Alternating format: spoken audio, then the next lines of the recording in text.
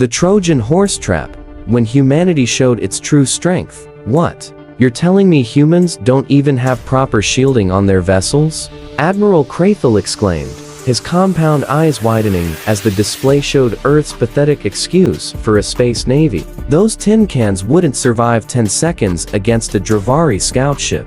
Lieutenant Dexmore, intelligence officer of the Galactic Hegemony's 8th Conquest Fleet, flicked his antenna in confirmation. Yes, Admiral.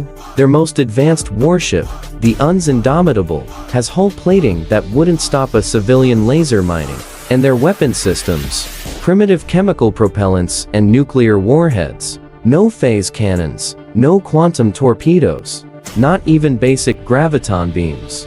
The bridge of the Hegemony's flagship, Inevitable Dominance, erupted in chittering laughter. Admiral Krathel's mandibles clicked rapidly in amusement, the Xeno equivalent of slapping his knees. And they call themselves a spacefaring species? Barely out of their gravity well, and already thinking they can stand among the stars. The Admiral's compound eyes gleamed with predatory anticipation. This conquest will be the easiest in my 300 cycles of service. Lieutenant Dexmore hesitated, his claw hovering over the holographic controls. There is one peculiarity about these humans, Admiral. Krathel's mandibles stilled. They've been broadcasting their presence into space for over 2 centuries now, actively trying to contact alien life. The bridge crew exchanged confused glances, their exoskeletons clicking softly as they shifted in their command pods. What kind of species advertises their location to potential predators? Asked Commander Vexer,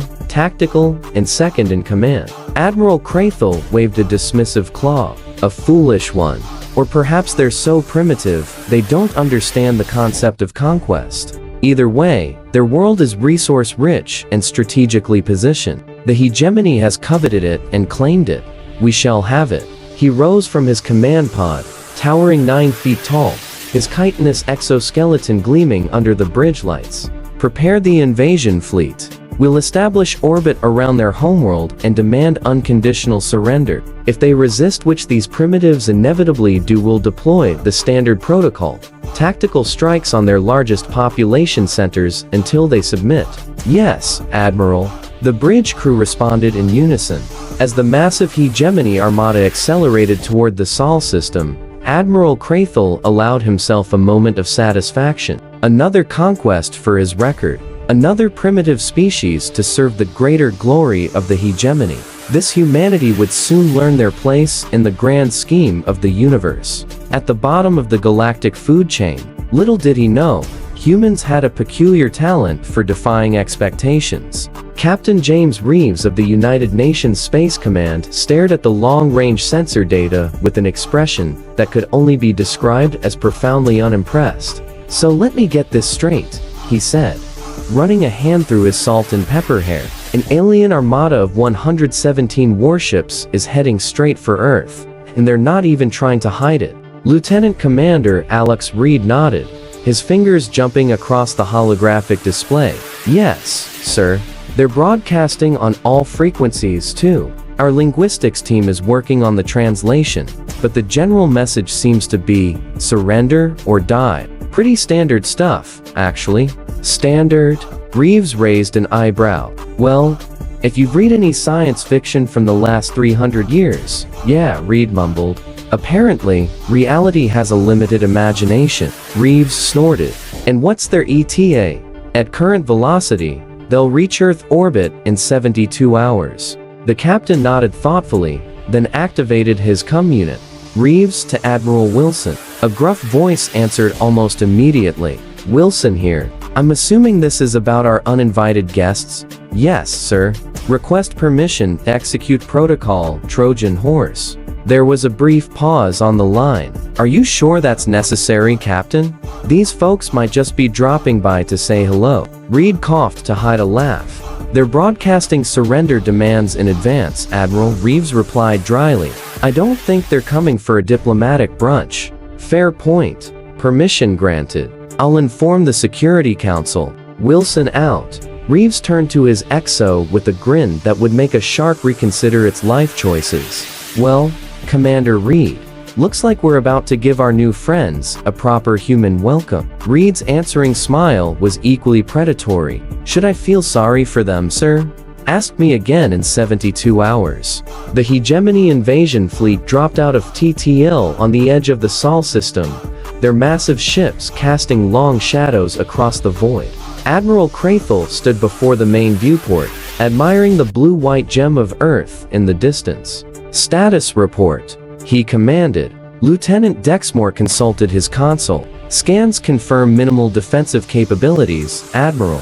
They have a small number of orbital platforms, likely weapon systems, and a handful of those primitive warships we observed. They appear to be marshalling their fleet near their moon. A futile gesture, Commander Vexer commented.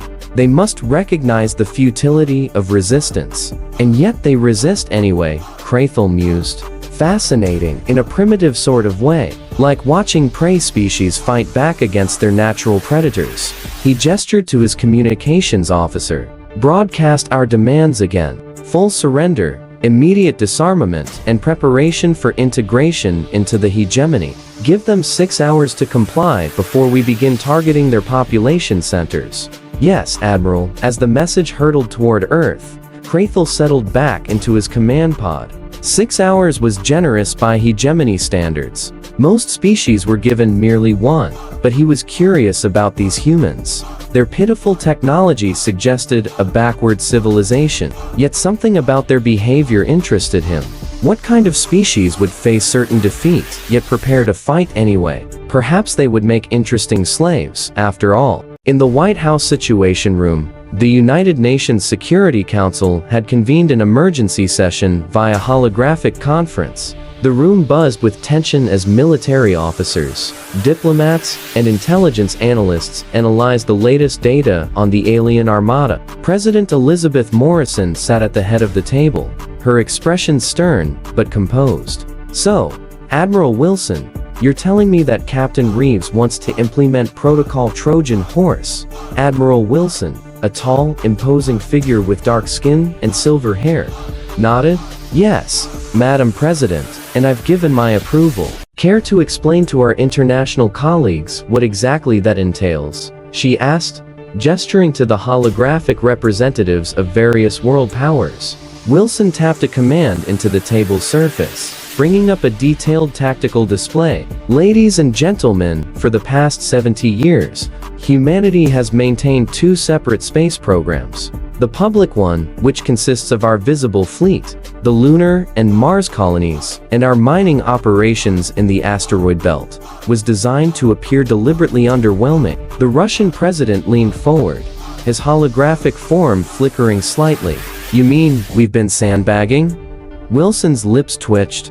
That's one way to put it, sir. Yes. Since the Great Reform of 2078, when the major powers agreed to unified space exploration, we've been operating under the sheep in wolf's clothing doctrine, or rather, it's inverse. Wolf in sheep's clothing. The Chinese premier corrected with a faint smile. Precisely. Our visible fleet was designed to look functional but relatively primitive. Basic weapon systems, limited TTL capabilities, modest defenses, the kind of technology you'd expect from a young spacefaring species. The British Prime Minister's hologram adjusted her glasses. And the second space program, in response, Wilson expanded the tactical display to show the dark side of the moon and the space beyond Neptune. Red dots began to appear. Dozens of them, then hundreds. This, he said simply, humanity's real fleet. Even President Morrison looked shocked. My God, Wilson, how many ships are we talking about? 375 warships of various classes, ma'am, plus support vessels, carriers, and automated defense platforms, all equipped with our actual level of technology, not the watered-down version we've been parading around the solar system. The room fell silent as the implications sank in. You're telling me, the French president finally said, that we've been maintaining a shadow fleet more than 20 times the size of our public one. How did you keep this secret? Admiral Wilson shrugged. The same way governments have always kept secrets. Need-to-know basis, compartmentalized information, and a healthy budget for black ops.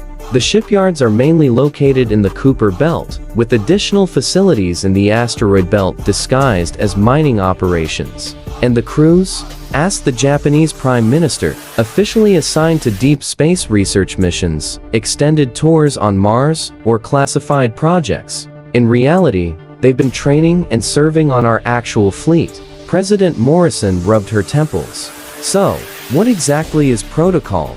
Trojan horse. Admiral Wilson's expression turned grim. It's quite simple, Madam President. We let them come to us, believing we're defenseless. We put up just enough of a fight with our public fleet to seem legitimate. And when they're committed to their attack, he made a closing gesture with his fist. We spring the trap. Admiral Krathel watched with growing irritation as the deadline for Earth surrender came and went without response. They're ignoring us, he growled, mandibles clicking rapidly in agitation. Commander Vexler appeared to offer a datapad. Not exactly, Admiral. They've responded to this message. Krathel took the pad, eye-scanning the translated text. To the commander of the approaching alien fleet, the nations of Earth have received your communication and considered your demands. Our response is as follows. Earth and humanity will never surrender to threats of violence. We stand ready to defend our homeworld.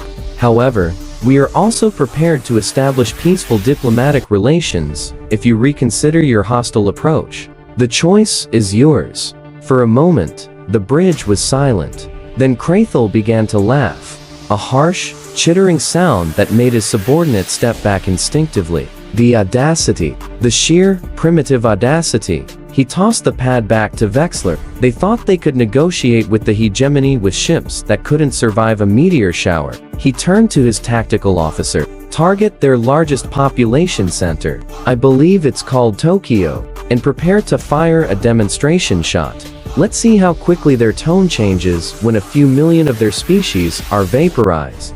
Sir, Dexmore interrupted defensively. Their fleet is moving to intercept. 27 vessels arranging themselves in a defensive formation between us and their planet. Krathel's compound eyes gleamed with excellent anticipation. They wish to die with honor. We shall grant them that small dignity. Battle stations. Prepare to engage the human fleet. The massive hegemony warships surged forward, weapon systems powering up as they closed the distance to Earth. On the view screen, the tiny human vessels looked like insects compared to the hegemony's mighty warships. This won't even qualify as a battle, Vexer observed with disdain. More like pest control. Krathel settled into his command pod, mandibles clicking in amusement. Begin the conquest. Aboard the Uns Indomitable, Captain Reeves watched the approaching alien armada with calculated calm. They're taking the bait, he noted, as the enemy fleet accelerated toward their position. All ships, maintain formation. Remember, we need to make this look good, but not too good. Acknowledgements came in from the captains of the other vessels in Earth's last line of defense. Weapon status? Reeves asked. Lieutenant Commander Reed checked his console. All weapons online.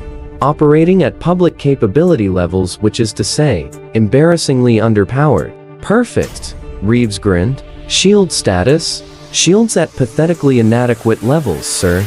Just as planned. Excellent. The captain leaned back in his chair, surprisingly relaxed for a man about to face an overwhelming alien armada. And our real-time feed to the Shadow Fleet, transmitting on all channels, sir. They're seeing everything we see? Reeves nodded with satisfaction. Then let's put on a show, shall we? Fire a warning shot. Make it look like we're trying our best. The Indomitable shuddered slightly as it launched a primitive nuclear missile toward the approaching aliens. Now we wait, Reeves said softly, and pray these bugs have never heard of the Trojan horse. Admiral Krathel could barely contain his disdain as he watched the human missile approach. They're firing nuclear weapons at us, he said incredulously. Actual fission-based explosives. I haven't seen those used in warfare since my great-grandfather's time. Shall I intercept, Admiral? Asked the weapons officer. Krathel waved a dismissive claw. Don't bother. Let it hit our shields. I want them to see how futile their resistance truly is. The missile struck the forward shields of the inevitable dominants, creating a brief flare of light that quickly dissipated. Shield status?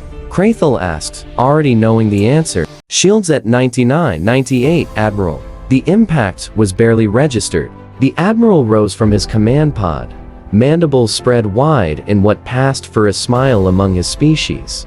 Target their lead vessel and fire a single shot from our tertiary weapons array. Let's show them the difference between their technology and ours. A beam of concentrated energy lanced out from the Hegemony flagship, striking the Indomitable directly. The human vessel rocked violently, atmosphere venting from multiple hull breaches. Minimal damage to their ship, reported the tactical officer, sounding almost shocked. Their hull integrity is compromised, but they remain operational, as expected. Krathel clicked his mandibles thoughtfully. They're more durable than they look. No matter. Proceed with the attack pattern. Destroy their fleet, then move into orbit for planetary bombardment.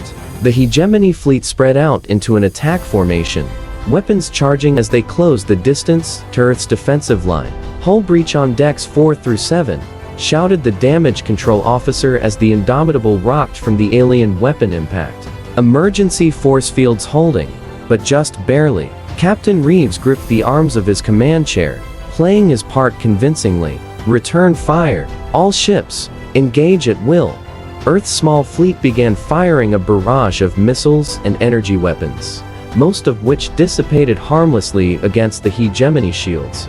We're barely scratching them, sir, Reed reported grimly. I know, Reeves replied through gritted teeth. Just keep firing. We need to hold their attention for another 3 minutes. The alien fleet continued its advance, their massive ships dwarfing the human vessels. Beams of energy sliced through space, cutting into Earth's defenders with surgical precision. UN's Defiant reports critical damage. The communications officer announced, they're abandoning ship. UN's Resolute has lost engines and weapons. They're dead in the water. UN's Valiant destroyed, sir. No survivors detected. The reports continued as, one by one, Earth's visible defense fleet was decimated by the overwhelming alien force. Captain Reeves listened each with a stoic expression, occasionally giving orders to fire back or adjusting their position, but never showing panic. Reed leaned close to his captain. Sir, we've passed the 3-minute mark. Reeves allowed himself a small, predatory smile. About damn time. Signal. The fleet.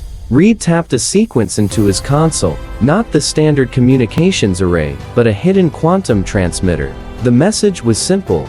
A single word. Checkmate.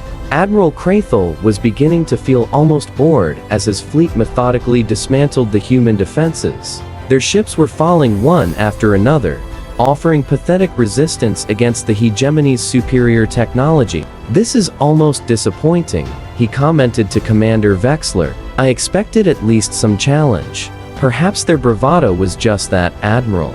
Empty words. Perhaps.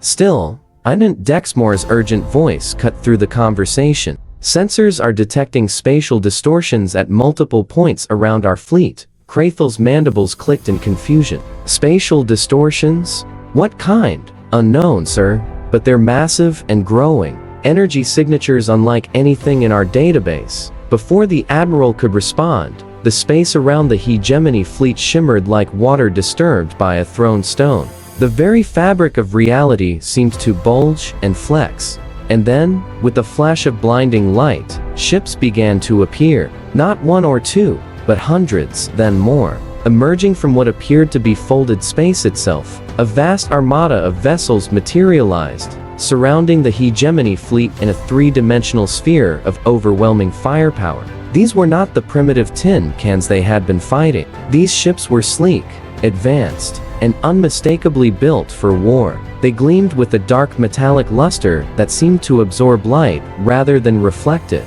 Their designs were angular and predatory, like oceanic hunters evolved for the void of space. And there were thousands of them. Impossible, Krathel whispered, his compound eyes wide with shock. This can't be. Admiral Dexmore's voice shook slightly. We're being hailed by the largest vessel in their fleet. Krathel stared at the tactical display, trying to make sense of what he was seeing. The Hegemony fleet, his mighty invasion force that had conquered 17 worlds, was now completely surrounded. outnumbered more than 20 to 1. Put it through, he managed, mandibles clicking rapidly in distress. The main viewscreen flickered, and a human face appeared. Not the face of Captain Reeves from the ship they'd nearly destroyed, but an older human with dark skin and silver hair, wearing an immaculate uniform adorned with numerous insignia of rank.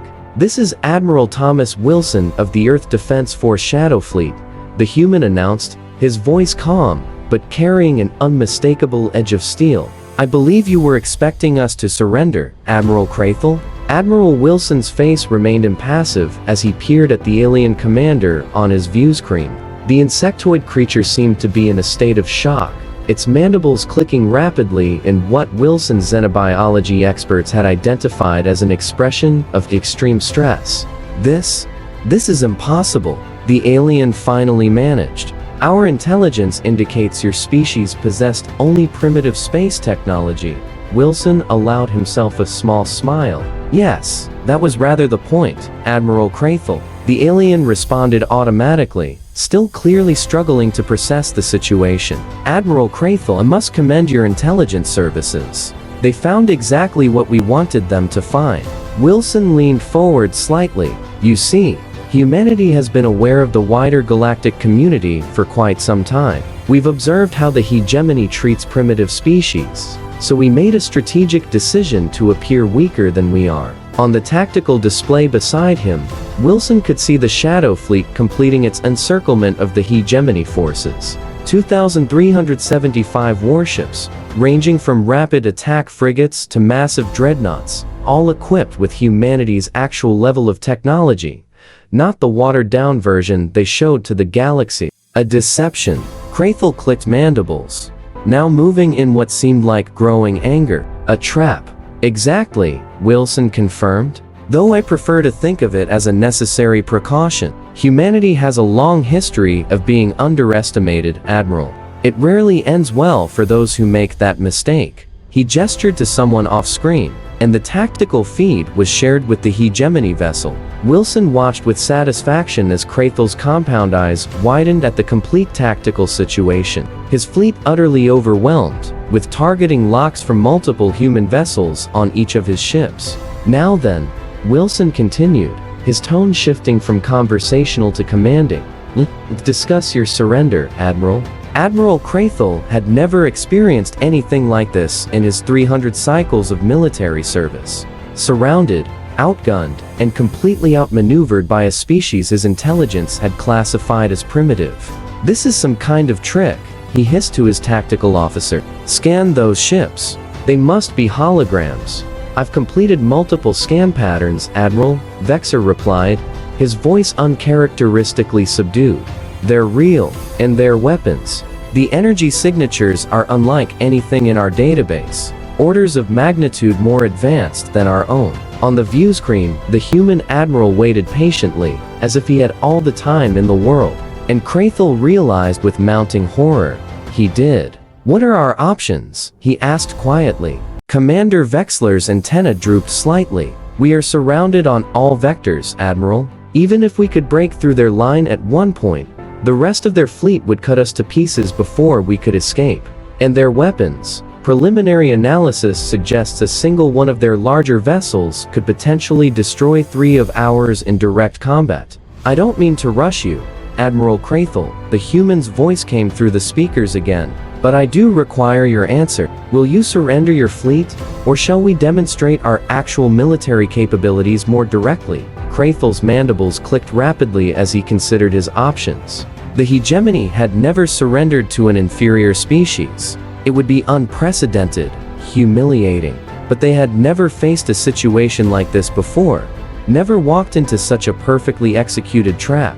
"If I refuse?" he asked, already knowing the answer. The human's expression remained neutral. "Then we will open fire and destroy your fleet. We have targeted your engines and life support systems to minimize casualties. But make no mistake, we will defend our world with all necessary force." Krathel turned to look at his bridge crew. These were not just subordinates. They were the finest officers in the hegemony, veterans of millions of campaigns. And now, they looked to him to make an impossible decision. "Lower our shields," He finally said, the words almost physically painful to pronounce. Deactivate weapon systems. I surrender my fleet to Earth forces. The human admiral nodded once. A wise decision, Admiral. Maintain your current position. Our boarding teams will arrive shortly to secure your vessels. Admiral Wilson out. As the transmission ended, the bridge of the inevitable dominance fell into stunned silence. What happens now? Lieutenant Dexmore finally asked, his voice small. Admiral Crathel stared at the tactical display, at the overwhelming human fleet surrounding his own. Now, he clicked his mandibles softly. Al, we learn what it means to underestimate humanity. Captain Reeves watched from the battered bridge of the Indomitable as the Shadow Fleet boarding parties streamed toward the hegemony vessels. Despite the damage to his ship and the losses they'd sustained in the defensive action, he couldn't help but feel a surge of pride at how completely the operation had unfolded. Message from Admiral Wilson, sir, Reed announced. He says, and I quote, "Nice acting job, James. You had them completely fooled." Reeves gasped. Tell him the damage to my ship feels a little too authentic for my taste, but I appreciate the compliment. As the crew worked to stabilize the Indomitable's systems, Reeves reflected on the culmination of decades of planning. Protocol Trojan Horse had been conceived almost 50 years ago, when humanity's deep space listening posts first detected the hegemony's communications and learned of their practice of conquering primitive species. Rather than announce their discovery to the galaxy, Earth's leaders had made the strategic decision to present two faces to the stars, the public one, seemingly vulnerable and technologically modest, and the shadow one, advanced and powerful beyond what any potential invader might expect. They had maintained the deception meticulously, building their real fleet in secret, developing technologies that leapfrogged conventional development paths, and preparing for the day when someone would inevitably come to conquer the apparently defenseless Earth. Boarding parties report hegemony crews are complying with surrender terms, Reed reported, breaking into Reeves' thoughts. No resistance so far. Good. Reeves nodded. What's the status of our fleet? Reed's expression sobered. 7 ships destroyed, sir. 11 with significant damage, including us. Casualty reports are still coming in, but it's going to be in the hundreds. Reeves closed his eyes briefly. They had known there would be losses, real losses, in the initial engagement. The deception had to be convincing, which meant that Earth's visible fleet had to fight as if they were humanity's truly last line of defense. The men and women aboard those ships had volunteered for what amounted to a suicide mission, knowing their sacrifice would help ensure humanity's survival. Make sure their names are recorded properly, Reeves said quietly. They died making history today. Yes, sir. Reed hesitated, then added, Admiral Wilson is requesting your presence at the formal surrender ceremony. A shuttle will dock with us in 20 minutes. Reeves raised an eyebrow. Formal surrender? That's unexpected. Apparently the Admiral feels it's important for diplomatic reasons. The hegemony needs to understand exactly who they tried to conquer. Fair enough. Reeves straightened his uniform, grimacing at the burn mark on one sleeve. I suppose I should look presentable for our first official alien diplomatic function. Reed grinned. Just be yourself, sir. After all, you're the face that launched 1,000 ships, or rather, 2,375 of them. The formal surrender took place in the cavernous hangar bay of the EDF Reckoning, the flagship of humanity's Shadow Fleet. Admiral Crathel and his senior officers were escorted into the space by a human honor guard, their compound eyes taking in the vast chamber with ill-concealed awe. The hangar had been transformed for the occasion. A long table sat in the center, with the human delegation already seated on one side. Admiral Wilson sat in the middle, flanked by Captain Reeves and various military and civilian officials. Behind them stood rows of officers and diplomatic representatives from Earth's nations. As Crathel approached the table, he couldn't help but notice the stark contrast between this vessel and the human ships his fleet had engaged earlier. Where those had been utilitarian and basic, this ship hummed with advanced technology. The very walls seemed alive with subtle energy patterns, and the artificial gravity was so perfectly calibrated that it felt entirely natural. Admiral Crathel, Wilson welcomed him with a formal nod. "Please be seated." The insectoid commander and his officers took their places opposite the human delegation. For a moment, there was direct silence as the two species regarded each other across the table. "Before we begin," Wilson said, "I believe introductions are in order. You know me, and this is Captain James Reeves of the UN's Indomitable, the ship your forces engaged." Crathel's mandibles clicked in recognition as he regarded Reeves. "Your vessel fought bravely, Captain, though I now understand it was a performance." Reeves tilted his head slightly. "Part performance, part necessity, Admiral. The ships you encountered were real, as were our casualties." "A high price for deception," Crathel observed. "A necessary one," Wilson countered. "Now, to business. The terms of your surrender are straightforward. Your fleet will be escorted out of the Sol system under our supervision. You will return to hegemony space and deliver a message from Earth to your leadership." "And that message?" Crathel asked, mandibles twitching slightly. Wilson leaned forward, his expression intense. "Earth is not to be trifled with. We are not the primitive species you believed us to be, and any further aggression against our world or our colonies will be met with overwhelming force." He paused, then continued in a slightly softer tone. "However, we are also open to establishing diplomatic relations with the hegemony on equal terms.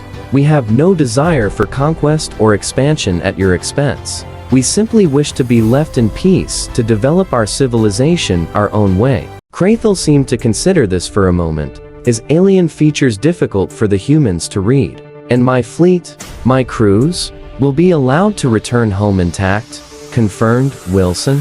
"We're not barbarians, Admiral. We don't take prisoners of war when alternatives exist, nor do we execute surrendered enemies. That said, we will be keeping one of your vessels for study. A fair exchange, I think, for your unprovoked attack on our world." The hegemony admiral's mandibles clicked rapidly, a sign of agitation. The human xenobiologists had explained. "The High Command will not be pleased with this outcome." "I imagine not," Wilson agreed. "But they might be interested in the alternative." He nodded to an aide, who activated a holographic display above the table. It showed a simulation of what would have happened had the battle continued. The systematic destruction of the hegemony fleet by Earth's superior forces. "We could have annihilated your entire fleet," Wilson said matter-of-factly. "Instead, we're allowing you to return home with valuable intelligence about a species the hegemony clearly underestimated. I'd call that a diplomatic gesture." Crathel's compound eyes fixed on the simulation, watching as virtual versions of his ships exploded one after another under the human onslaught. After a long moment, he looked back at Wilson. "I will deliver your message," he said finally, "but I cannot guarantee how the High Command will respond." Wilson smiled thinly.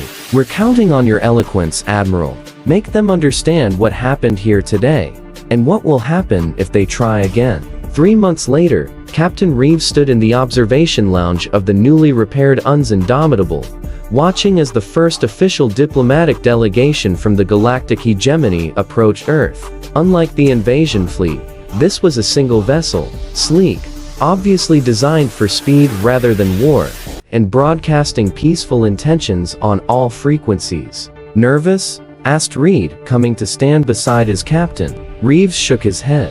"Curious, more than anything. I wonder if they'll send our friend Crathel." "Not likely," Reed replied with a small smile. "Word is he's been reassigned to some backwater outpost on the edge of hegemony space. Apparently, surrendering to a primitive species isn't great for one's career prospects, even when the alternative was total destruction. Especially then, I'd imagine. Pride is a funny thing, even among aliens." They watched in companionable silence as the diplomatic vessel was escorted into orbit by a small contingent of Shadow Fleet ships, no longer hiding their abilities, but not flaunting them either. A delicate balance of power and restraint. "You know," he said thoughtfully, "in all of human history, I can't think of a first contact scenario that went quite like this." Reed groaned. "What? You mean where aliens tried to conquer us, and we revealed we were actually far more advanced than we appear, turning the tables completely, and forcing them to come back, hand in hand?" for proper diplomacy. Exactly that. Reeves smiled as the alien ship settled into orbit, its elegant form silhouetted against Earth's blue backdrop. That we have, Commander. That we have. In the grand scheme of the galaxy, humanity was still a young species, taking its first tentative steps into the cosmic community. But as the events of the past months had shown, they were not to be underestimated. They had faced their first interstellar threat, not with panic or desperation, but with careful planning, strategic foresight, and just a touch of theatrical flair. And if the galactic hegemony, or any other spacefaring power, ever forgot that lesson, humanity's real fleet would be there to remind them. Because if there was one thing that had become abundantly clear to the wider galaxy, it was this: humanity